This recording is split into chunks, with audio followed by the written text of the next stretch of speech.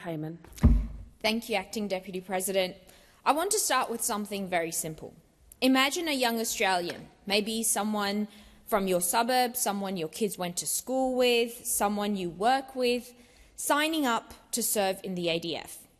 They're proud, their family's proud, and then one day they're told they're being deployed overseas in a conflict, into a situation that could turn deadly very quickly.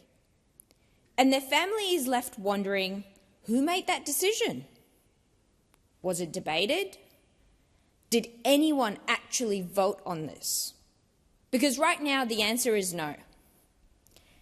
At the current moment, the Prime Minister of the day can send Australian troops into warlike situations without a single vote in this Parliament. No requirement for both houses to approve it, no obligation to lay out the case in full view for the Australian people. And I don't think that passes the pub test. And those watching at home, I know you don't think that this passes the pub test either. Because this isn't just another policy decision. This is about sending people into harm's way. It's about lives, families, and the consequences that can last generations. So what this bill does is actually pretty straightforward, and I'd argue it's basic common sense. This bill by the Greens says that if we're going to deploy Australian Defence Force personnel overseas into warlike action, that both houses of Parliament should approve this decision. Not one person, not a small group of people behind closed doors, the entire Parliament. And from the outset, let me highlight that this bill does not ignore the reality that sometimes decisions need to be made quickly. And there is a clear emergency provision. If there's a genuine crisis, something very urgent, where waiting for Parliament isn't practical, the government can act.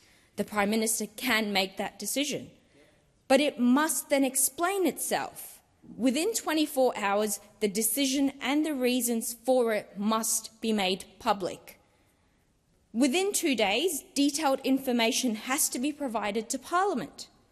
And if Parliament isn't sitting, well, it has to be called back. I mean, we've done it time and time again, so it's not unheard of or controversial.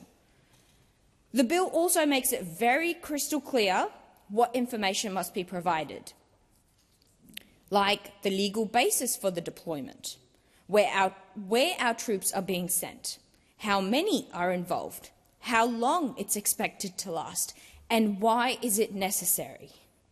Because Australians deserve to know what is being done in their name.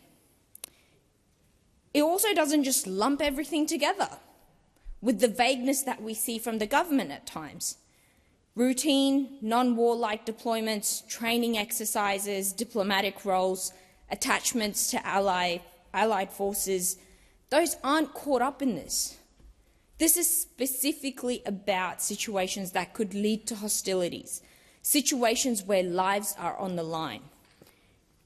And again, it doesn't stop at the initial decision either. Every 2 months, the government has to report back to Parliament to give an update of what's changed. Is the mission still justified? What are we trying to achieve? How long will it continue? That's what ongoing scrutiny looks like, and that's what the Australian people deserve. And like I've said, none of this is radical. In fact, most Australians out there probably assume that that's already how it works. Because if in any other part of life, if you're making a decision with consequences this serious, where people's lives are on the line, you'd expect it to be tested, debated, and justified. Now, during the 2025 election, I heard this constantly. People saying, why don't we get a say in this? And that's why we pushed the petition, war should be debated, not dictated. Because Australians instinctively understand that this kind of power shouldn't just sit with one person. We've seen what happens when decisions to go to war aren't properly scrutinised. Long drawn-out conflicts, unclear objectives, lives are lost, and afterwards, a lot of questions that come far too late and maybe a half-assed apology. This bill is about asking those questions up front, right from the beginning. If the case for deployment is strong, then it should be able to stand up here in Parliament. And if it can't, then we need to seriously question why we're going down this path at all. Is it blind loyalty to our so-called allies like the United States or Israel? Are we fighting someone else's war? Are we repeating the same mistakes of the past and selling off our sovereignty? We need to focus on strengthening the legitimacy of the decisions we make in this place and ensure that it is always in the best interests of the Australian people. Because when Parliament is involved, when the case is made publicly, when there is transparency and accountability, Australians are more likely to have confidence in the outcome. And at its core, this bill is about trust. Trust in our democratic institutions, trust in the representatives elected by the people in both houses, and trust that when we send Australians in harm's way, it's been done with seriousness, with proper scrutiny, and the collective responsibility it deserves. War should be debated, not dictated.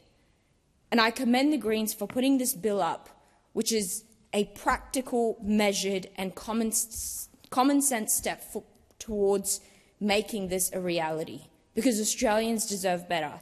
Every single person out there who believes in democracy, who believes in our right to protect our people, especially those we're sending in warlike situations, they deserve better.